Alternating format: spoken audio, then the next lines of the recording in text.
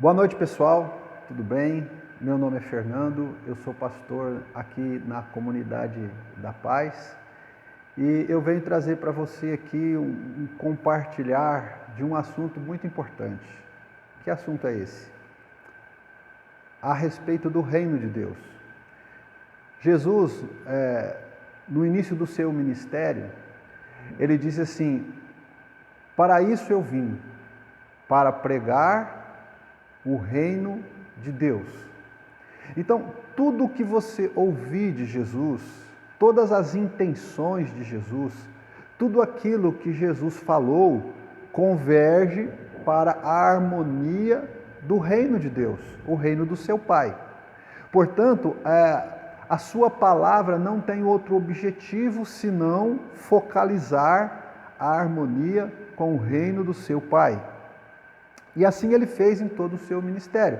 Por que eu estou falando isso? Eu estou falando isso porque nós podemos fazer muitas confusões quando nós lemos a Bíblia. Quando você lê a Bíblia, por exemplo, no Velho Testamento, existe uma outra mentalidade. Não havia evangelho ali. Ali era a lei que Deus proveu até que viesse o Cristo do evangelho. Então ali você tem uma mente e a partir de Cristo você tem outra mente. E por isso Jesus Cristo disse: para isso vim, para pregar o evangelho do reino de Deus. Então, vamos parar aqui e fazer uma reflexão. Tudo o que Jesus falou tende a harmonizar com o evangelho do reino de Deus. Por que eu estou falando isso? Parece óbvio, parece, mas não é tão óbvio assim. Por exemplo, quando você lê uma das cartas do apóstolo Paulo aos Gálatas, por exemplo, você vai ver lá uma indicação no capítulo 6, versículos 7, 8 e 9.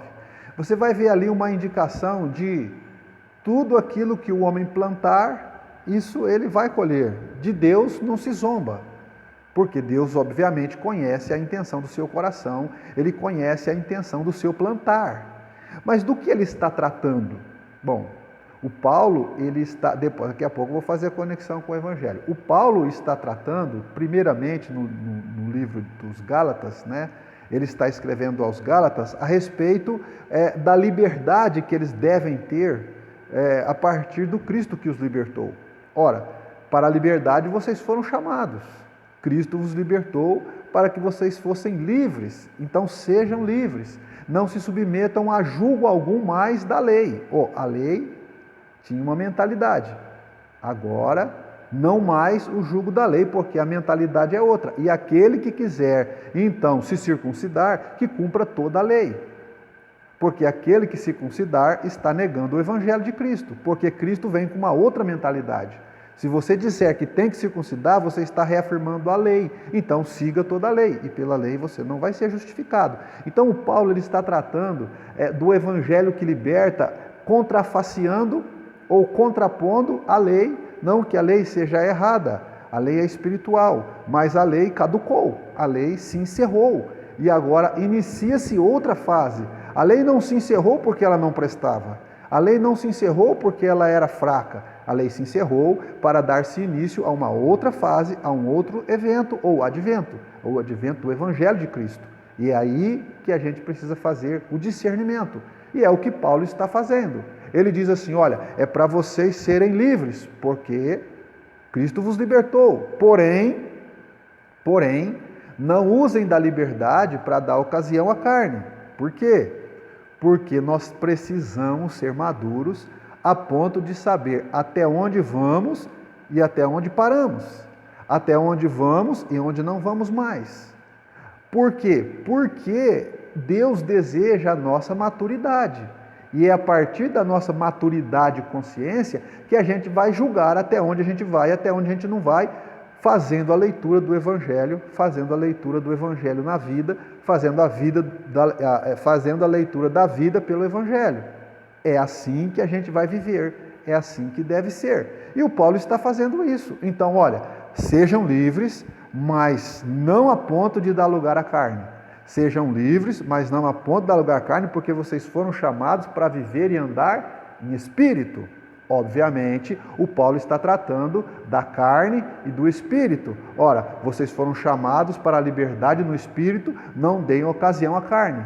Então, Paulo está contrapondo não apenas a lei, mas ele também está fazendo aqui um jogo do espírito e da carne. Espírito e carne. Então, é aí, por que eu estou falando tudo isso? Porque quando ele chega no versículo, no capítulo 6, ele vai falar de ajudar o irmão com benevolência, né, com compaixão e tudo mais. E ele vai terminando, ele vai conduzir e vai dizer assim, olha, é o seguinte, de Deus não se zomba.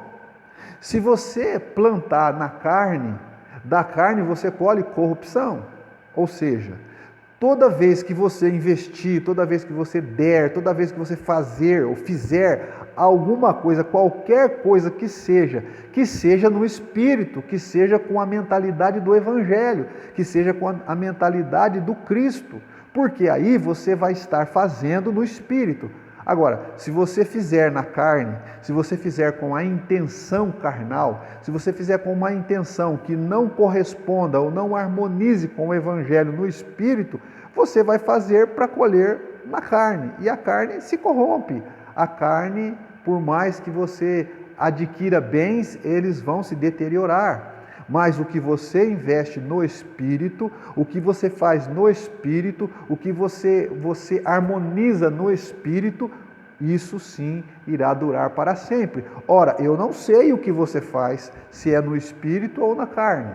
Eu não sei, mas Deus sabe. Por isso o Paulo está dizendo, eu não sei, mas Deus sabe. Por isso você não zomba de Deus. Porque se você plantou no espírito, ainda que pareça, se você plantou no espírito, você vai colher no espírito. Se você plantou na carne, ainda que pareça espiritual, você vai colher na carne. Por quê? Porque é assim que é. Porque Deus conhece o seu coração, Deus conhece as suas intenções, Deus conhece o porquê e a causa do que você fez, o porquê e a causa relacionada às coisas que você anda fazendo. E o conselho do Paulo é esse. Então, ele está falando assim, olha, não se engane. Se você plantar no espírito, você não vai ter colheita na carne. E se você plantar na carne, você não vai ter colheita no espírito. E aí depois ele vai concluindo o seu raciocínio e ele vai dizer exatamente isso, que a nossa colheita, ela corresponde à carne ou ao espírito. E as coisas do espírito, elas duram, as coisas da carne perecem. E eu estava esquecendo, o que eu queria falar também aqui no final era justamente essa conclusão do Paulo, né? Não se canse de fazer o bem, porque a seu tempo você encontrará o resultado, a seu tempo você será recompensado, a seu tempo você terá a sua colheita. O que o Paulo está falando aqui? Vamos supor, ele está falando no começo do capítulo 6, ele está falando o seguinte, olha, ele está dizendo assim, se o irmão for achado numa situação assim, você conduza ele no espírito, com calma, com mansidão, compreendendo o irmão e tal, para o bem do irmão. Então ele está falando assim, faça o bem. Então, se você for fazer o bem para alguém, não se canse de fazer o bem, ainda que ele seja uma pessoa difícil, ainda que ele seja uma pessoa insuportável, ainda que ele seja uma pessoa complicada. Jesus morreu por todos nós. E ainda que ele seja uma pessoa complicada, não desista de fazer o bem para ele, porque a seu tempo haverá uma recompensa. Mas e se não acontecer nada com ele? A seu tempo a recompensa virá. Ainda que você falar e ele não te ouvir, se você falou no Espírito, você vai ser recompensado para a eternidade. Agora, qual que é a recompensa visível? A recompensa visível é quando o bem que você fez para o seu irmão surtir resultado. É quando o bem que você fez para ele, por exemplo, você estava ensinando ele a fazer alguma coisa que ele não sabia, difícil, mas ele não sabia, fácil, mas ele não sabia. Você teve paciência com ele até que ele aprendeu, então você teve a recompensa. Ele aprendeu o que você ensinou, então beleza. É uma pessoa difícil de ouvir o evangelho, mas você não desistiu dele. Você persistiu, você orou, você visitou, você abraçou, você fez o que pôde fazer, não desistiu dele. O que aconteceu? Ele se converteu.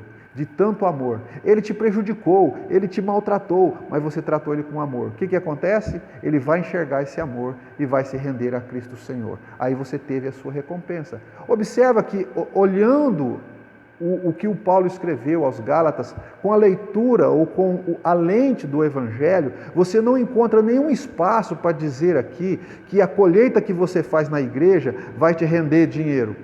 Que é o plantio, desculpe, que o plantio que você faz na igreja, de dízimo e de oferta, vai te render algum dinheiro.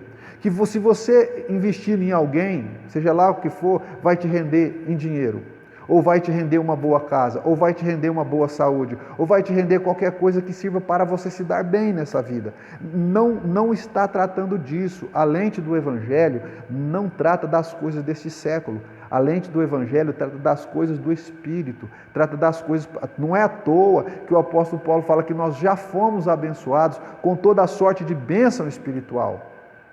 Por quê? Porque é verdade, nós já fomos abençoados com toda a sorte de bênção espiritual. O que nós precisamos é compreender bem isso, compreender como é que fomos abençoados, para que nós possamos navegar nessa e abençoar os outros.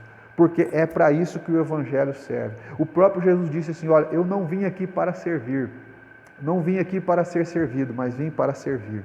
Nós também a mesma coisa. Jesus disse assim, olha, se você amar os que vos amam, que crédito você vai ter? Nenhum, porque todo mundo faz isso, todo mundo ama quem ama ele, não tem crédito nenhum. Agora, se você amar quem te odeia, se você falar bem de quem fala mal de você, então aí você será recompensado e será chamado filho do vosso Pai que está no céu, porque o filho do Pai que está no céu imita o Pai. Então, nós somos chamados para imitar o Pai.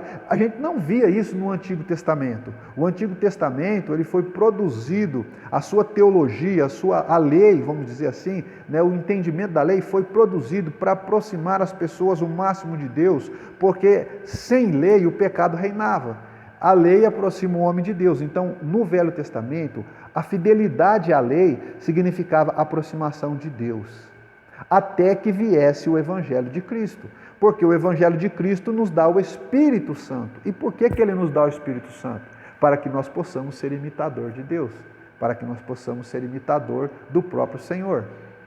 E imitando o Senhor, nós somos filho do nosso Pai que está nos céus.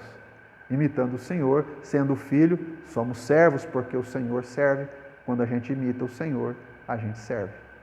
Esse papo, esse assunto é um assunto rápido, leve, mas que traz ao nosso coração um entendimento que choca um pouco com tudo que nós temos ouvido, principalmente, ou pelo menos eu tenho ouvido muito, uma leitura, para mim, equivocada e, do meu ponto de vista, distorcida, e eu estou aqui compartilhando com você aquilo que eu leio quando leio a Bíblia.